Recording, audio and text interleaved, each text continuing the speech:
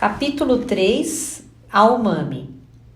Não decidimos como nascer, mas podemos decidir como morrer. Numa noite perto do final de julho, quando as densas camadas de nuvem que durante muito tempo cobriam o céu finalmente se dissiparam, as duas luas pairavam nítidas no firmamento. A umami observava o céu da pequena varanda de seu quarto. Sua vontade era de telefonar imediatamente para alguém e perguntar: será que você poderia esticar o pescoço para fora da janela e dar uma olhada no céu? E então, quantas luas você está vendo? Eu vejo nitidamente duas. De onde você está? Quantas são? Mas a umami não tinha ninguém para pedir isso.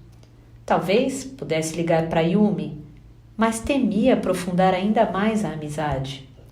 A Yumi era uma policial da ativa e muito em breve, a umami pretendia matar um homem, mudar o rosto, mudar a identidade, mudar-se para outro local, deixaria de existir. E não poderia mais se encontrar nem entrar em contato com ela. Uma vez que você passa a considerar uma pessoa querida, romper esse vínculo de amizade é muito triste. A umami voltou para o quarto, fechou a porta de vidro e ligou o ar-condicionado. Fechou a cortina para servir de escudo entre ela e as luas. As duas luas pairando no céu a deixaram perturbada. Elas pareciam desequilibrar sutilmente a força gravitacional da Terra, provocando em seu corpo um efeito colateral. Apesar de faltar muito tempo para a chegada do seu período menstrual, sentiu o corpo estranhamente lento e pesado. A pele estava ressecada, a pulsação anormal. A umami achou melhor não pensar mais nas luas, ainda que fosse algo em que necessariamente devesse pensar. Para afugentar o desânimo, começou a fazer exercícios de alongamento sobre o carpete. Exercitou sistematicamente todos os músculos pouco usados nas atividades do dia a dia. Os músculos queixavam-se em silêncio, o suor respingava no chão. Era um programa de alongamento que ela mesma criara e que, à medida que foi aperfeiçoando, tornou-se radical e muito eficaz. Exercícios programados exclusivamente para ela, que não podiam ser aplicadas nas aulas do clube esportivo. As pessoas comuns jamais suportariam tamanha dor e sofrimento.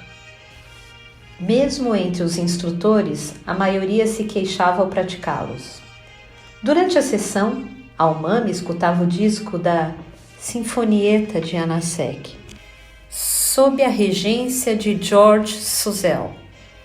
A sinfonietta tinha a duração de aproximadamente 25 minutos, tempo suficiente para castigar todos os músculos do corpo. Nem pouco nem muito, o tempo era ideal. No momento em que a música terminava, o toca-discos parava de girar e o braço voltava automaticamente para a base. A umami já sentia o corpo e a mente totalmente torcidos, como um pano de chão. A umami sabia de cor a sinfonietta, de ponta a ponta. Escutar a música enquanto esticava ao máximo o corpo, estranhamente fazia com que se sentisse calma. Era um momento em que ela torturava e, ao mesmo tempo, se sentia torturada. Forçava e, ao mesmo tempo, se sentia forçada. O que mais desejava era provar a si mesma sua capacidade de autocontrole interno, pois isso a deixava calma. E a música de fundo ideal para essas horas era a Sinfonietta de Janáček. Às 10 horas da noite, tocou o telefone. Era Tamaro. Como está o seu dia amanhã? Ele perguntou. Trabalho até às 6:30 da tarde. Depois do expediente, você pode passar aqui? Posso, respondeu Almami. Ótimo, disse Tamaro. Dava para ouvi-lo anotar com a caneta na agenda. Conseguiu encontrar um cachorro novo? Perguntou Almami. Cachorro? Ah, consegui. Escolhi outra fêmea de pastor alemão. Ainda não deu tempo para conhecer traços específicos de sua personalidade, mas já passou por um treinamento básico e parece ser obediente. Faz 10 dias que está aqui e até agora está se adaptando bem. Com a vinda da cadela, as mulheres do abrigo também estão mais tranquilas. Que bom! Este cachorro come ração comum, não dá trabalho. Normalmente, o pastor alemão não come espinafre. Aquela cadela realmente era diferente. Dependendo da época, o espinafre ficava muito caro, resmungou Tamaro, saudoso. Após alguns segundos em silêncio, mudou de assunto. Hoje a lua está linda. Almami franziu levemente as sobrancelhas, o fone na mão. Por que, de repente, você resolveu falar da lua? De vez em quando, também faço comentários sobre a lua. É claro, disse Almami. Mas ela sabia que Tamaro não era do tipo que costumava fazer comentários sobre as belezas naturais por telefone sem que houvesse algum motivo. Tamaro guardou um breve silêncio e disse: Outro dia você comentou sobre a lua num telefonema. Está lembrada? Pois, desde então, não sei porquê, isso não me sai da cabeça. E, agora mesmo, ao olhar para o alto, vi que ela estava lá, linda, num céu totalmente límpido. Almami pensou em perguntar quantas luas havia no céu, mas se conteve. Era muito arriscado. Outro dia, Tamaro contara algumas coisas sobre sua vida pessoal, que não conheceu os pais e que foi criado como órfão. Contou também sobre sua nacionalidade. Aquela foi a primeira vez que ele conversou demoradamente com Almami. Normalmente, não costumava falar sobre si mesmo. Isso significava que Tamaro tinha um apreço pessoal por Almami e, nesse sentido, também confiava nela. Mas, como profissional, era devidamente treinado a escolher o caminho mais curto para alcançar um objetivo. Sendo assim, Almami achou melhor não comentar assuntos desnecessários.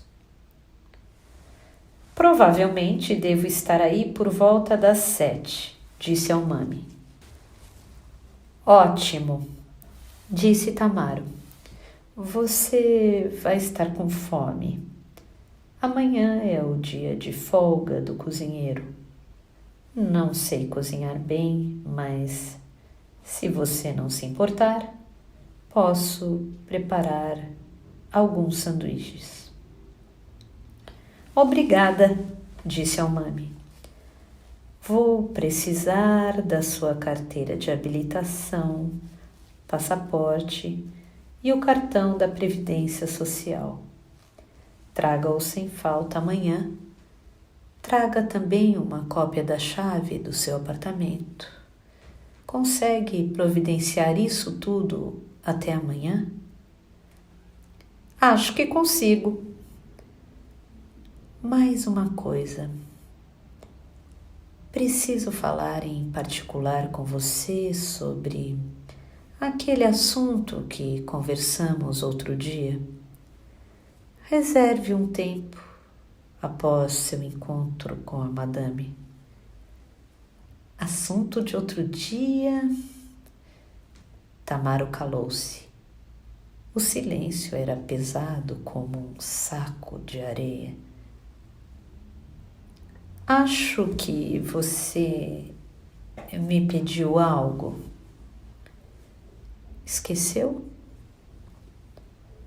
É claro que me lembro, a Alma me respondeu rapidamente. No canto de sua mente, ela ainda pensava nas luas. Amanhã às 7, disse Tamaro antes de desligar o telefone. Na noite do dia seguinte, a quantidade de luas continuava a mesma. Após o trabalho, Almami tomou um banho rápido e, ao deixar o clube esportivo, as duas luas acinzentadas estavam alinhadas na parte leste de um límpido céu ainda claro. Almami parou no meio da passarela que cruzava a avenida Gaien Nishi e, durante um tempo, contemplou as duas luas com o corpo apoiado no parapeito. Ninguém mais, a não ser ela, parecia estar interessado em contemplar as luas. Os demais transeuntes apenas lançavam um rápido olhar de estranhamento ao vê-la observando o céu postada sobre a passarela. Eles caminhavam com passos ligeiros em direção à estação de trem e não pareciam interessados em observar o céu, tampouco a lua. Enquanto as contemplava, Almami sentiu a mesma sensação de desânimo do dia anterior. Foi então que achou melhor parar de olhar para elas. Aquilo não lhe estava fazendo bem. Mas, por mais que evitasse confrontá-las, ela sentia na pele o olhar diligente que elas lhe lançavam. Almami podia deixar de vê-las, mas elas continuavam a observá-la. Elas sabiam o que a Almami estava para fazer. A Almami e a velha senhora tomaram um café bem forte e quente em xícaras com ornamentos típicos do período clássico. A velha senhora colocou um fiozinho de leite pela borda da xícara e bebeu o café sem misturá-lo, sem adicionar açúcar. Almami, como sempre, tomou o café puro. Como havia prometido, Tamaro serviu sanduíches que ele mesmo preparou. Estavam cortados em pequenos pedaços para serem comidos numa única bocada. Almami comeu alguns pedaços. Eram sanduíches bem simples, feitos de pão preto, pepino e queijo, mas o sabor era muito gostoso. Tamaro preparou um prato relativamente simples, com destreza e toques de requinte. Notava-se que ele manuseava habilmente a faca. Os ingredientes estavam cortados no tamanho e na espessura adequadas. Ele sabia exatamente como proceder em cada etapa da preparação do prato. Esse detalhe, por si só, tornava muito diferente o sabor dos alimentos que preparava. Você já arrumou suas coisas? Perguntou a velha senhora. Já doei os livros e as roupas que não usava. Guardei numa caixa, bem fácil de transportar, algumas coisas que vou levar para começar a vida nova. As únicas coisas que ainda estão no apartamento são os aparelhos elétricos, os utensílios de cozinha, cama, cobertor e louças. Daremos um jeito depois nisso. Você também não precisa se preocupar com o contrato de aluguel e outros detalhes. Na hora de ir embora, leve apenas o necessário.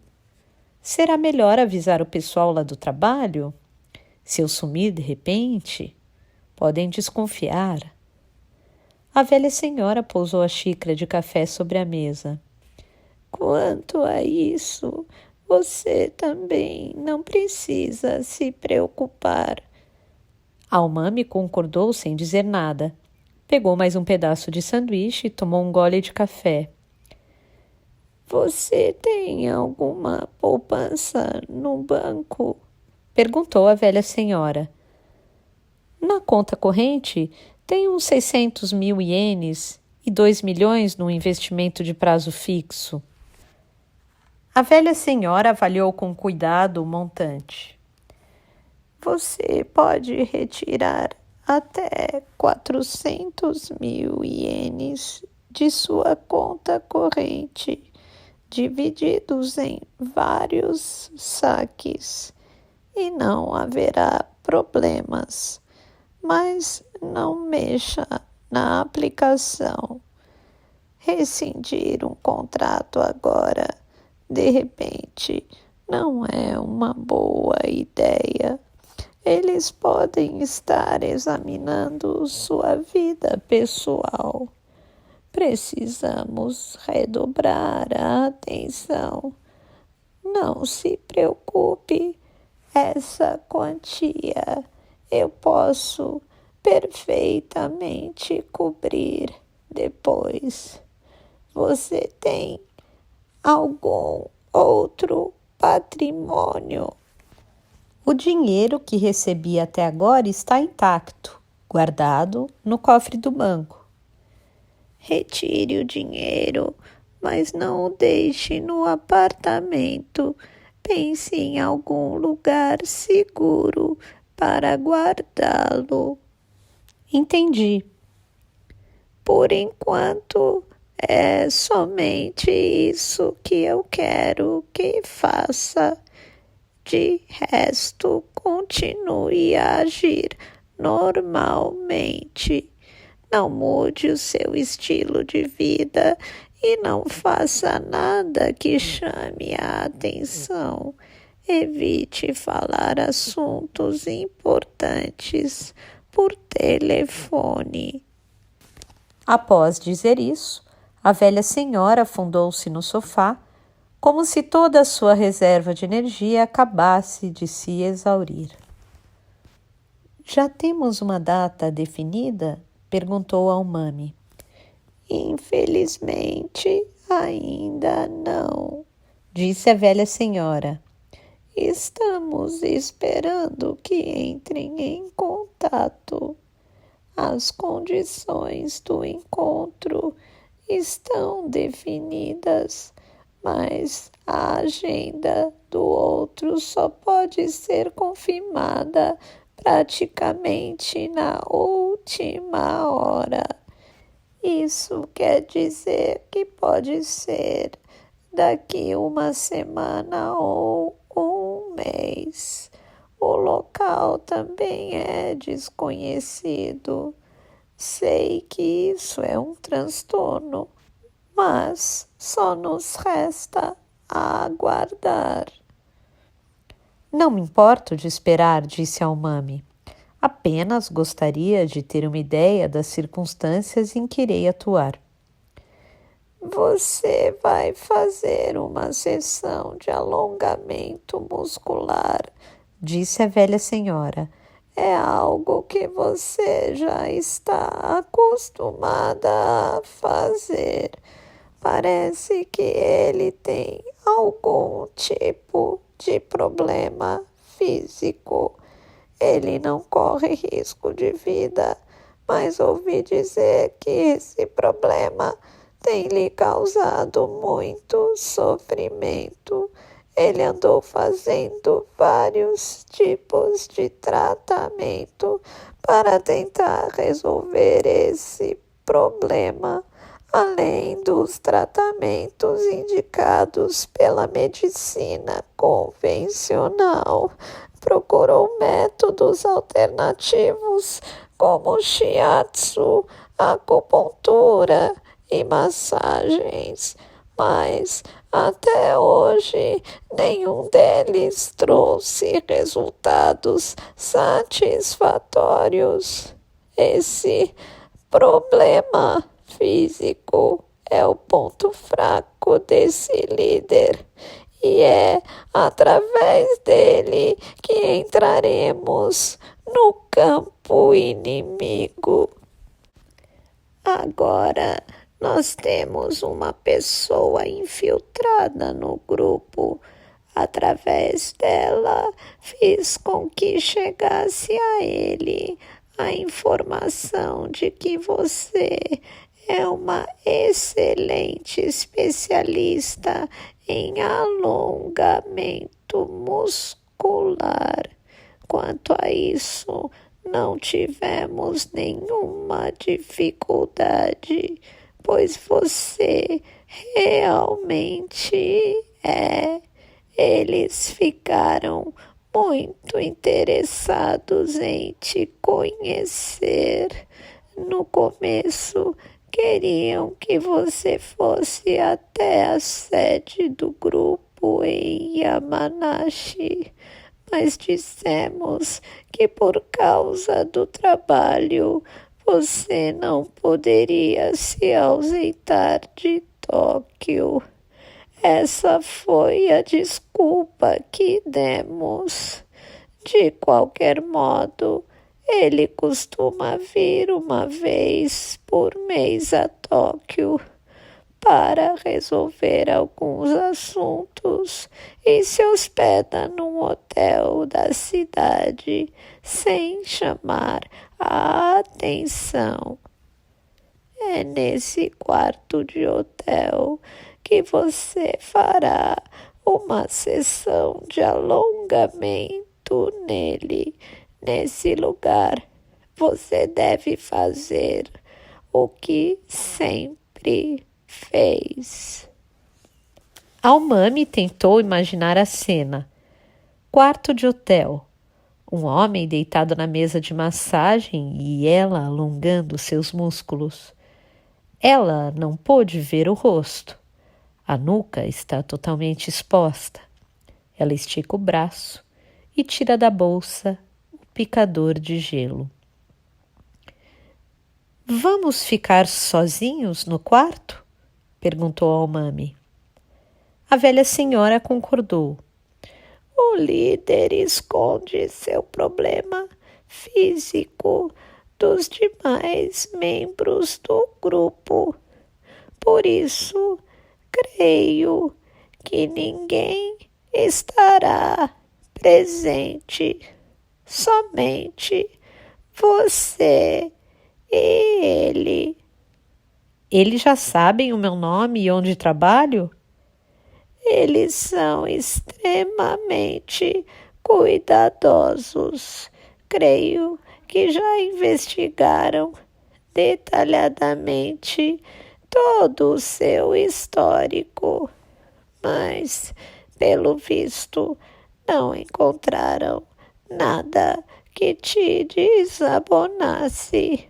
Ontem recebemos um comunicado para você ir até o local em que estarão hospedados.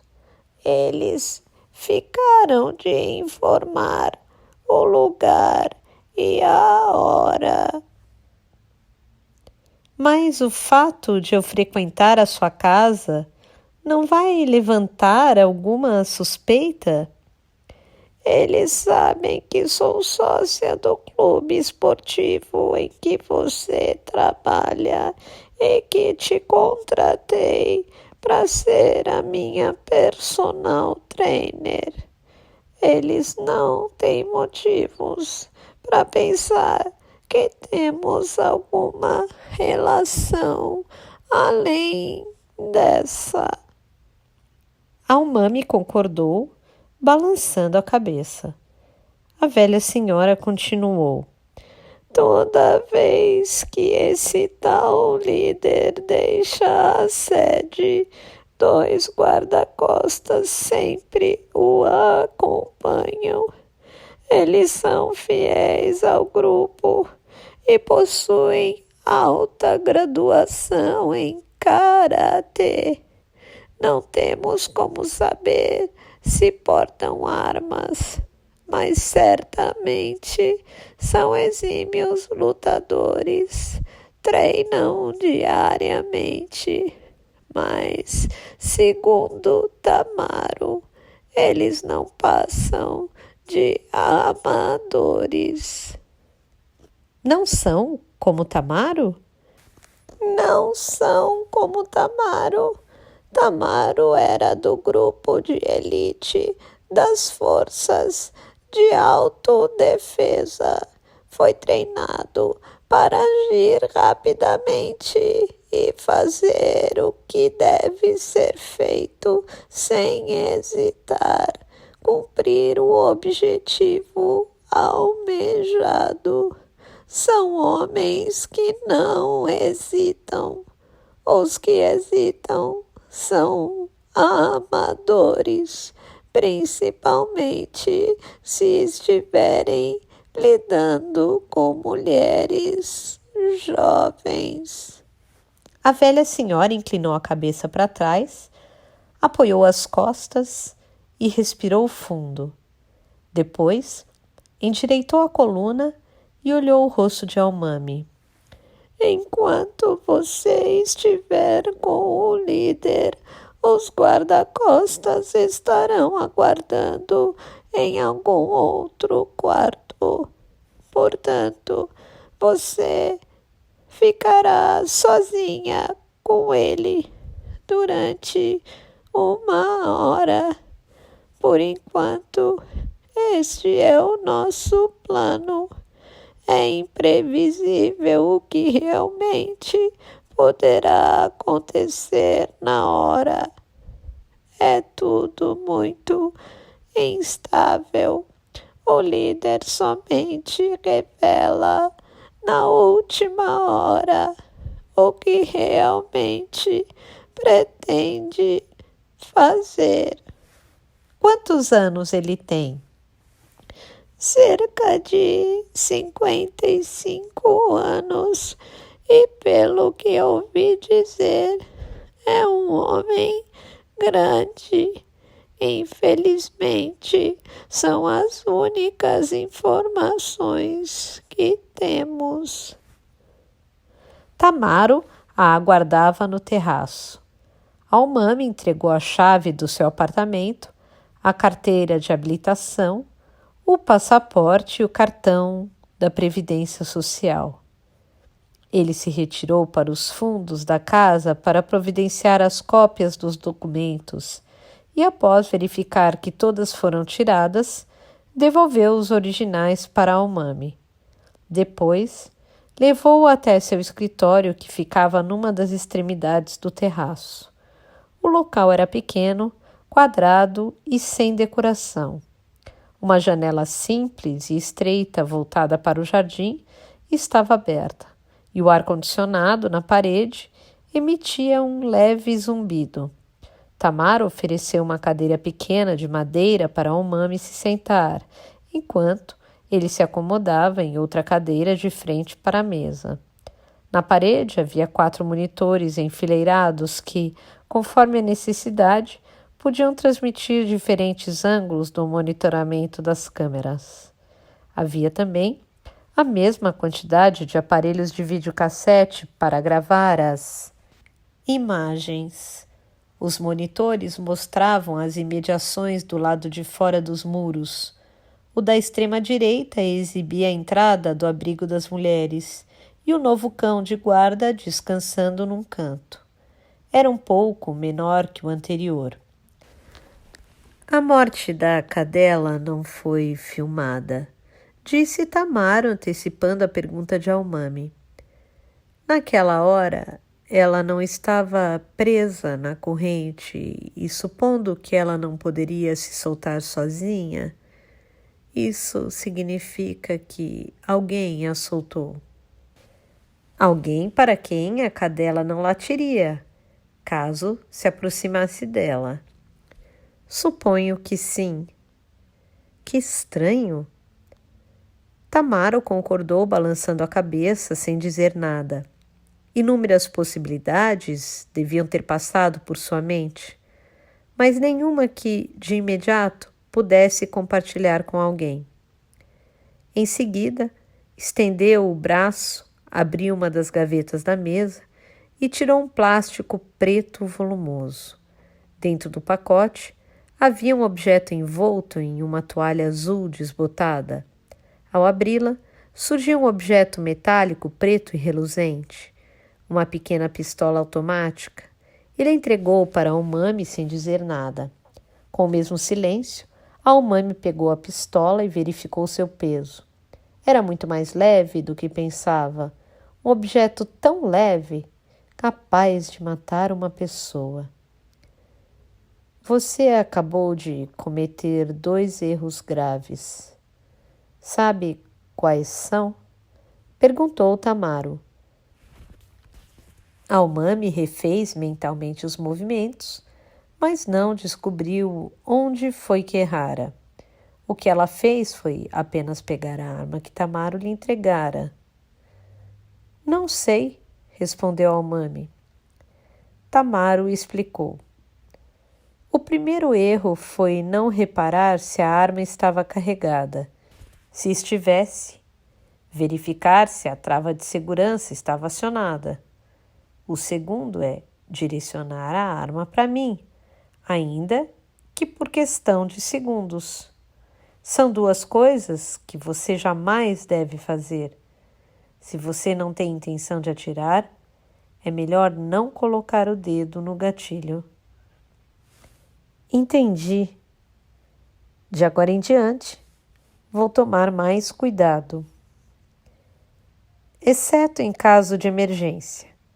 A regra básica é nunca mexer, entregar ou transportar uma arma carregada. Portanto, se você estiver diante de uma arma, haja como se ela estivesse carregada até ter a certeza de que não está. A arma é fabricada para ferir ou matar pessoas. Todo cuidado é pouco.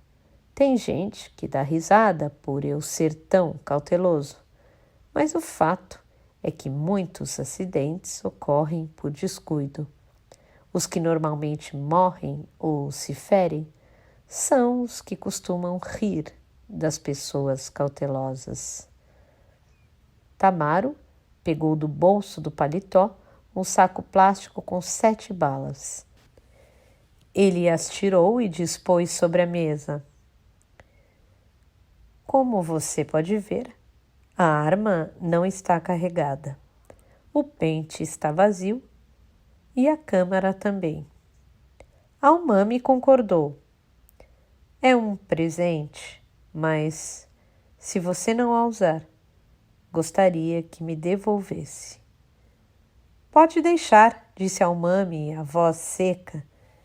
Deve ter sido muito cara. Quanto a isso, não se preocupe, disse Tamaro. Existem outras coisas muito mais importantes para você se preocupar. Vamos falar disso.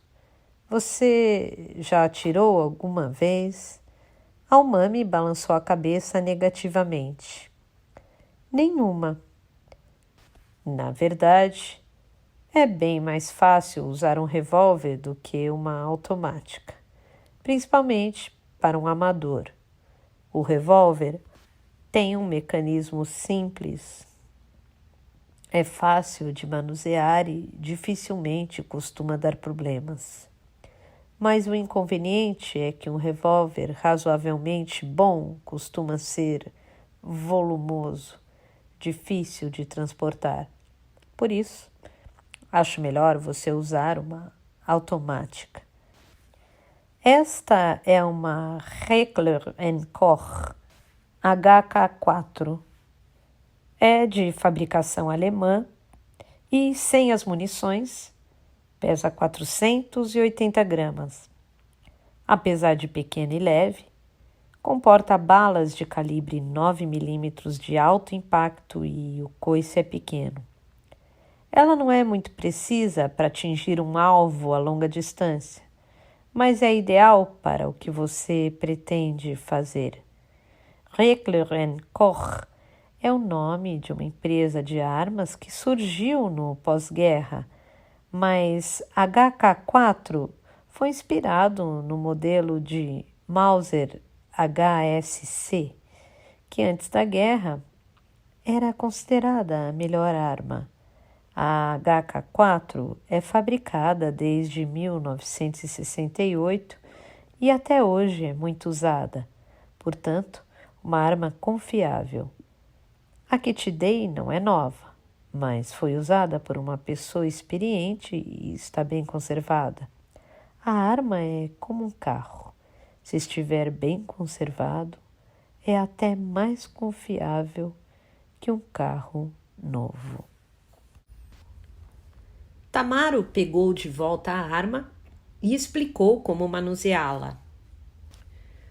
O modo de acionar e liberar a trava de segurança, como soltar o retém do carregador e tirar e recolocar o pente. Ao tirar o pente, certifique-se de que a trava de segurança está acionada. Após soltar o retém do carregador e retirar o pente, puxe o ferrolho e a bala saltará para fora da câmara. Agora a arma não está carregada, por isso não vai sair nada dela. Feito isso, o ferrolho se mantém aberto e então você puxa o gatilho deste jeito. Está vendo? Ao fazer isso, o ferrolho fecha, mas o martelo continuará levantado. Se você puxar o gatilho novamente, o martelo cai e aí você encaixa um pente novo. Tamaro fez a sequência de movimentos com extrema agilidade, como quem está habituado a manusear a arma. Em seguida, repetiu a sequência, só que desta vez, atendo-se a explicar calmamente, passo a passo. Almami observava tudo com muita atenção. Tente fazer. Almami tirou cuidadosamente o pente, puxou o ferrolho, esvaziou a câmara, baixou o martelo e recolocou o pente. Está ótimo, disse Tamaro. Em seguida, ele pegou de volta a arma, tirou o pente, carregou com extremo cuidado as 7 balas e, ao empurrar o pente, armou a pistola fazendo um clique alto e seco. Depois, puxou o ferrolho e posicionou a bala na câmara. Por fim, abaixou a alavanca do lado esquerdo da arma e acionou a trava de segurança. Tente fazer novamente o que treinamos. Desta vez, a arma está carregada e com uma bala na câmara. A trava de segurança está acionada, mas, mesmo assim, nunca aponte a arma para alguém, disse Tamaro. Ao pegar de volta a arma municiada, Almami notou que estava bem mais pesada e emanava uma incontestável intenção de morte. Um instrumento fabricado com precisão para matar pessoas. Almami sentiu o suor nas axilas. Após verificar se a trava de segurança estava acionada, ela soltou o retém do carregador, tirou o pente e o colocou sobre a mesa. Em seguida, puxou o ferrolho e tirou a bala da câmara. A bala caiu no assoalho de madeira com barulho seco. Puxou o gatilho para fechar o ferrolho e, na sequência, puxou novamente o gatilho para o martelo voltar à posição inicial. Depois, com as mãos trêmulas, Almami se abaixou para pegar a bala de 9 milímetros que havia caído próxima a seus pés. A garganta estava seca e toda vez que ela respirava, sentia uma incômoda ardência. Nada mal para a primeira vez, disse Tamaro, colocando a bala que havia caído no pente. Mas você ainda precisa praticar muito. Suas mãos estão tremendo. Pratique esse movimento de tirar e colocar o pente várias vezes por dia até o seu corpo se acostumar com a arma. Treine até conseguir fazer esses movimentos de modo rápido e automático como te mostrei, mesmo no escuro.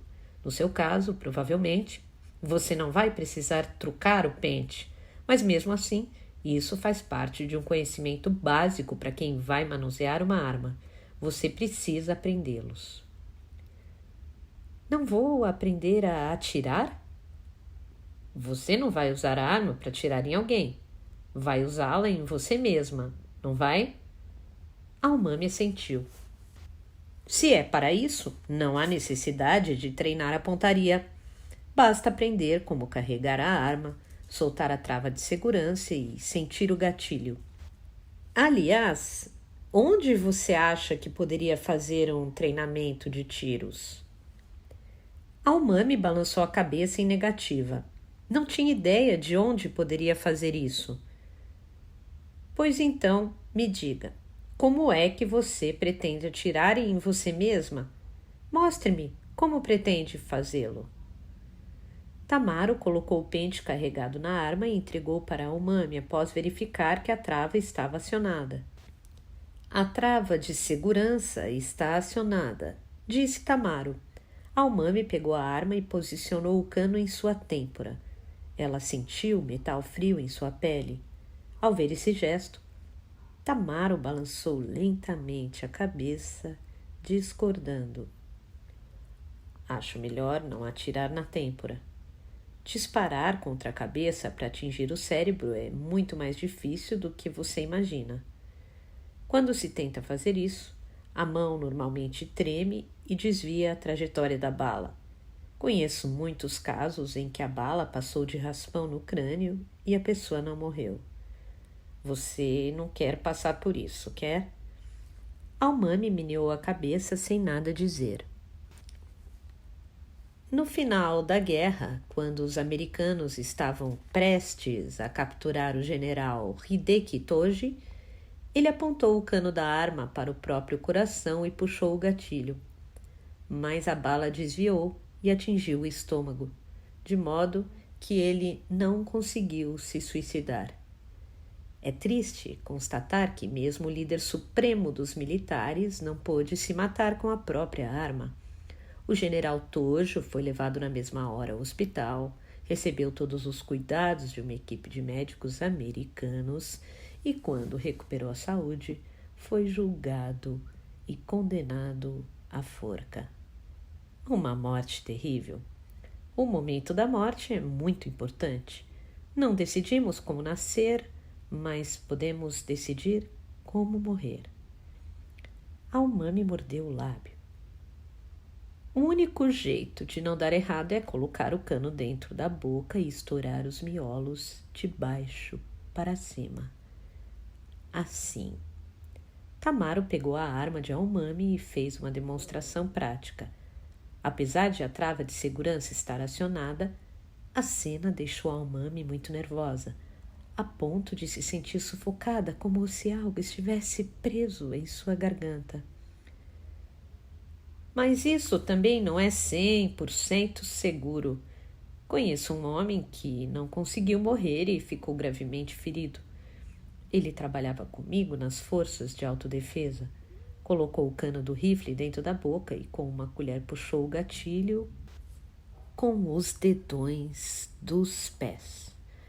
Mas o rifle se deslocou um pouco e ele acabou não morrendo. Ficou em estado vegetativo durante 10 anos. Tirar a própria vida não é tão fácil como parece. Não é como nos filmes onde todos morrem sem dificuldade e ainda parecem morrer sem dor. A realidade é outra.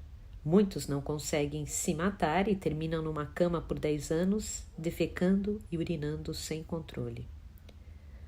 A umami assentiu sem dizer nada.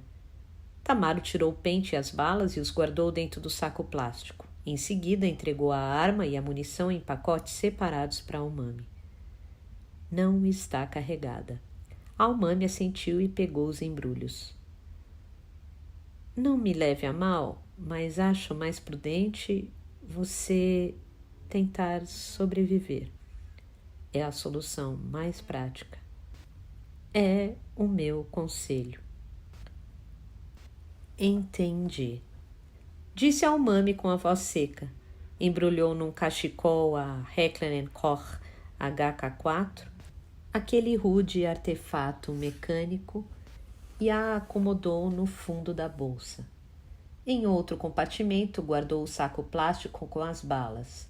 A bolsa ficou meio quilo mais pesada, mas o formato não se alterou. Era uma pistola pequena. Não é uma arma para amadores, disse Tamaro. Por experiência, sei que isso é problema na certa. Mas você vai conseguir se sair bem. Nós temos uma coisa em comum. Em último caso, colocamos as regras acima dos nossos interesses. Talvez por não existir um eu de verdade.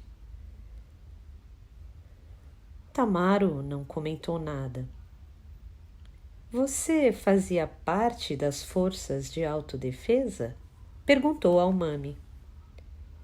Eu era da unidade mais dura. Nos faziam comer ratos, cobras e gafanhotos.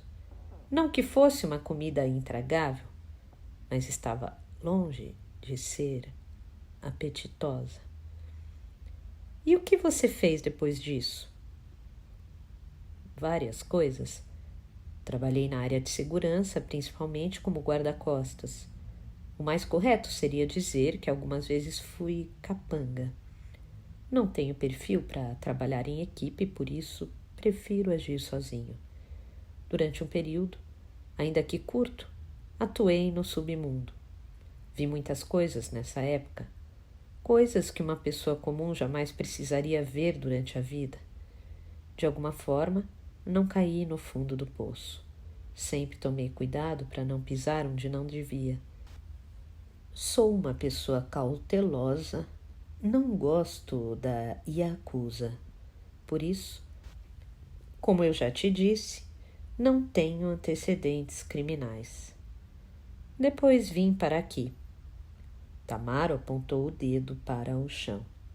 E é aqui que espero passar o resto da minha carreira. Não é apenas uma questão de estabilidade, mas gostaria de manter essa vida de agora. Não é fácil encontrar um bom trabalho. Tem razão, disse ao Mami. Não preciso te pagar? Tamaro negou com a cabeça. Não, mais do que o dinheiro, o mundo é movido pelas trocas de favor. Prefiro sempre fazer mais favores do que devê-los. Obrigada, disse ao Mami. Se, por acaso, você for interrogada sobre essa arma, não quero que diga o meu nome. Se a polícia me procurar, negarei com veemência. Mesmo apanhando, não vou dizer nada. Mas, se a madame for envolvida, ficarei numa situação difícil. Pode deixar, não vou dizer nada. Tamaro tirou do bolso um papel dobrado e o entregou ao Mami. Nele estava escrito o nome de um homem. Em todo caso, no dia 4 de julho, você esteve com esse homem no Café Renoir, próximo à estação Sendagaia. Adquiriu uma pistola com 7 balas e pagou 500.000 ienes em dinheiro. Você estava querendo adquirir uma arma e esse homem entrou em contato com você. Se a polícia interrogá-lo, ele vai admitir e passará um tempo na prisão. Você não precisa entrar em detalhes. Se ficar claro e for comprovado como você adquiriu a arma, a reputação da polícia estará garantida e provavelmente você passará pouco tempo na prisão por violar a lei de porte de armas cortantes e de fogo. Ao Mami memorizou o nome escrito no papel e o devolveu a Tamaro. Ele rasgou em pedacinhos e o jogou no cesto do lixo. Como eu lhe disse há pouco, sou uma pessoa cautelosa. Raramente confio nas pessoas e mesmo quando faço, permaneço sempre atento. Não sou de deixar as coisas fluírem ao sabor das circunstâncias, mas o que realmente desejo é que você me devolva a pistola sem usá-la. Assim ninguém ficará numa situação incômoda. Ninguém vai morrer, nem se machucar ou ir para a cadeia. Almami concordou. Quer dizer que eu devo transgredir as regras literárias de Tchekov. Isso mesmo. Tchekov é um escritor brilhante, mas suas regras não são as únicas a serem seguidas. Nem todas as armas que surgem numa história precisam ser usadas, disse Tamaro. Em seguida, lembrou-se de algo que o fez franzir a testa. Ah, ia me esquecendo de algo importante. Preciso te entregar um bip. Ele pegou na gaveta um aparelho pequeno e o colocou sobre a mesa. Tinha uma presilha metálica para ser preso à roupa ou ao cinto. Tamaro pegou o telefone e apertou 3 números de descagem rápida. Após chamar 3 vezes, o bip começou a tocar intermitentemente. Tamaro ajustou o volume ao nível máximo e, após apertar um botão, o bip parou de tocar. Depois de verificar se o número de chamada estava registrado na tela, entregou-o a Almami. Procure sempre andar com ele, disse Tamaro, ou pelo menos deixe-o ao alcance da vista e da mão. Se tocar, é porque tem um recado para você, um recado importante. Não vou te ligar para falar sobre o tempo. Assim que tocar, telefone imediatamente para o número registrado na tela. Use sempre um telefone público. E mais uma coisa, se você tem alguma bagagem, deixe-a no armário da estação Shinjuku. Estação Shinjuku, repetiu Almami. Não preciso dizer que, quanto menos coisa tiver de carregar, melhor. Entendido, disse Almami. Ao voltar ao apartamento, Almami fechou a cortina e tirou da bolsa a Heckler & Koch HK4 e a munição. Sentou na mesa da cozinha e treinou várias vezes os movimentos de carregar e descarregar o pente. Quanto mais praticava, mais rápidos e ritmados eram os movimentos, e as mãos deixaram de tremer. Após treinar durante um tempo, enrolou a pistola numa camiseta velha, escondeu-a numa caixa de sapatos e colocou-a no fundo do guarda-roupa. A munição ela acomodou no bolso da capa de chuva pendurada no cabide. Como estava com muita sede, tirou da geladeira uma jarra de chá de cevada e tomou 3 copos seguidos. Os músculos dos ombros estavam rígidos por conta da tensão, e o suor nas axilas exalava um odor diferente do normal. A maneira de ver o mundo parecia diferente só pelo fato de possuir uma arma. Era como se o ambiente estivesse impregnado de uma estranha tonalidade distinta da habitual. Almami tirou a roupa, tomou um banho quente e eliminou o desagradável cheiro de suor. Nem todas as armas precisam ser usadas, disse a si mesma no chuveiro. A arma era apenas um instrumento, e o mundo em que ela vivia não era o da ficção. Era um mundo real, repleto de fissuras, incoerências e situações decepcionantes.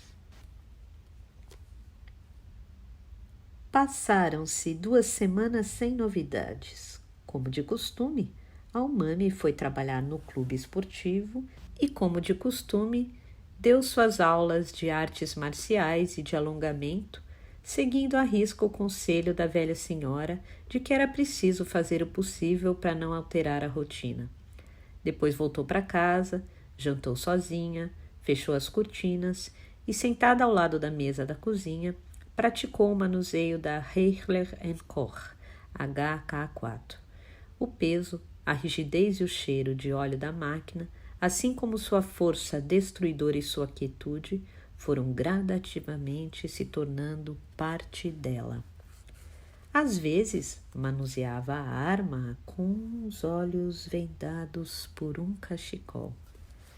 Ela já conseguia tirar e recolocar o pente, deslocar a trava de segurança e puxar o ferrolho rapidamente, sem enxergar nada. Cada movimento emitia um som breve e cadenciado que repercutia de modo agradável em seus ouvidos. No escuro, a diferença entre o som do artefato e o som que seus ouvidos esperavam captar se tornou cada vez menos perceptível. A linha que existia entre ela e seus movimentos foi gradativamente se diluindo, até finalmente deixar de existir. Uma vez ao dia, ela ficava de frente para o espelho do banheiro e colocava o cano da pistola na boca. Enquanto sentia o metal rígido encostado na extremidade do dente, imaginava o momento em que seu dedo puxaria o gatilho. Com esse único gesto, acabaria com sua vida. No momento seguinte, deixaria de existir neste mundo. Ela explicava alguns pontos importantes para a imagem refletida no espelho.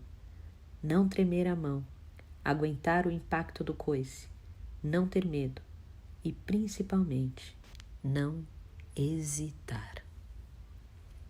Se quisesse, poderia fazer isso naquele instante. Bastava mover o gatilho 1 centímetro para dentro. Simples. Chegou até a sentir o ímpeto de fazê-lo, mas voltou atrás. Tirou o cano da boca, desarmou o martelo, acionou a trava de segurança e colocou a pistola sob a pia, entre a pasta de dentes e a escova de cabelo.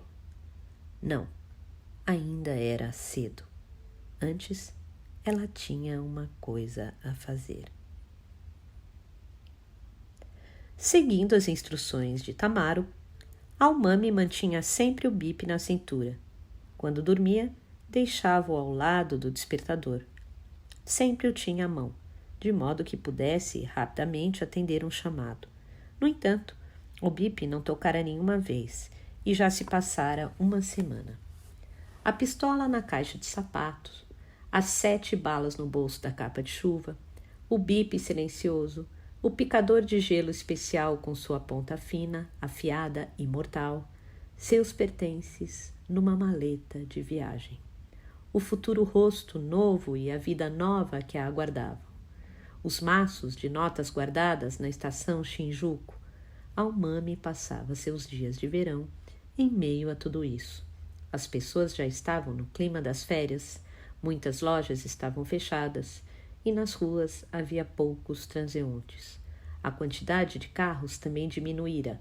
A cidade parecia pesadamente silenciosa.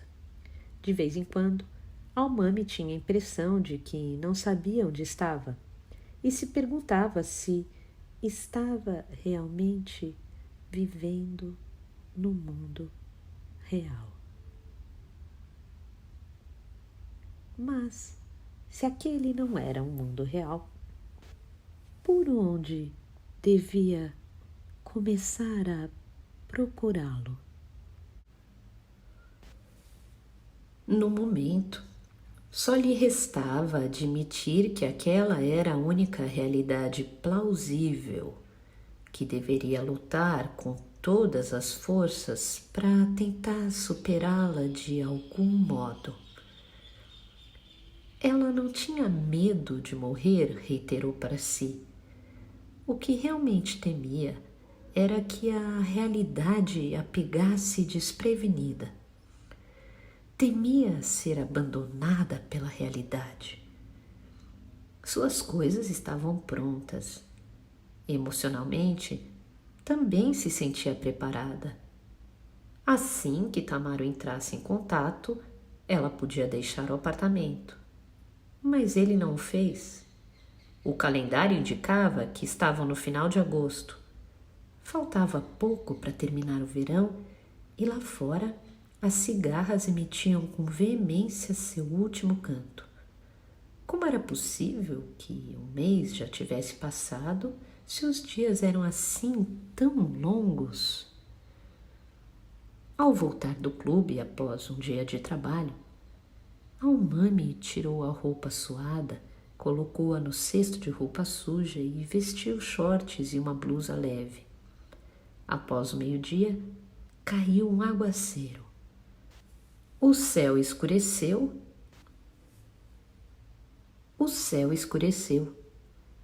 e granizos caíam com estrépito no chão em meio a trovoadas concentradas.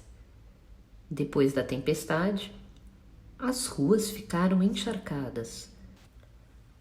O sol voltou a brilhar e evaporou as poças das ruas, cobrindo a cidade com uma camada de vapor d'água tremeluzente como ondas de calor. Ao entardecer, as nuvens voltaram a cobrir o céu, como um véu espesso. Não se podia ver a lua. Antes de preparar o jantar, Almami precisava descansar um pouco.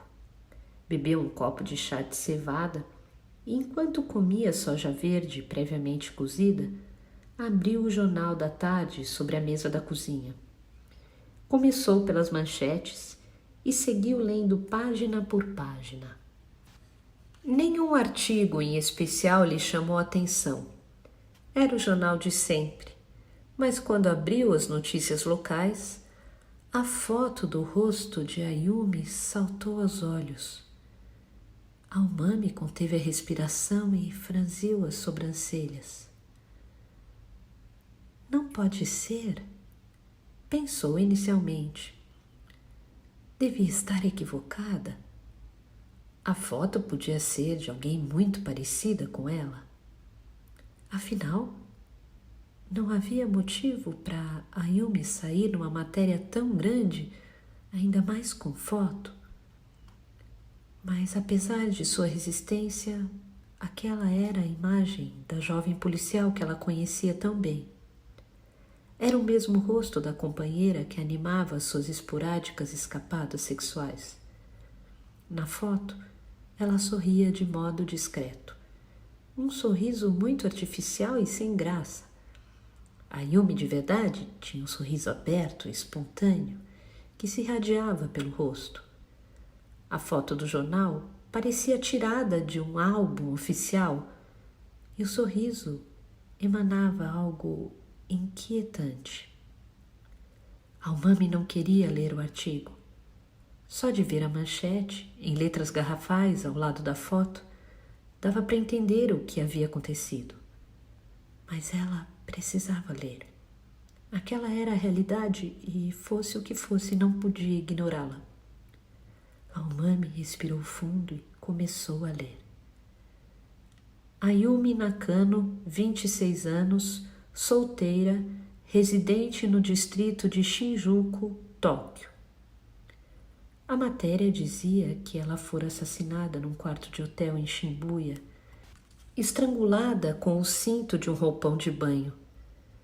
Estava completamente nua, com as mãos algemadas na cabeceira da cama e uma peça de roupa enfiada na boca para que não pudesse gritar. Um funcionário do hotel encontrou o corpo ao chegar ao quarto pouco antes do meio-dia. Na noite anterior, perto das 11, ela e um homem foram vistos indo para o quarto e ele saíra sozinho ao amanhecer. O quarto foi pago antecipadamente. Numa cidade grande como Tóquio, aquele tipo de acontecimento não era excepcional. Era comum que, nas grandes metrópoles, a convivência intensa entre as pessoas exaltasse alguns ânimos, levando às vezes à violência.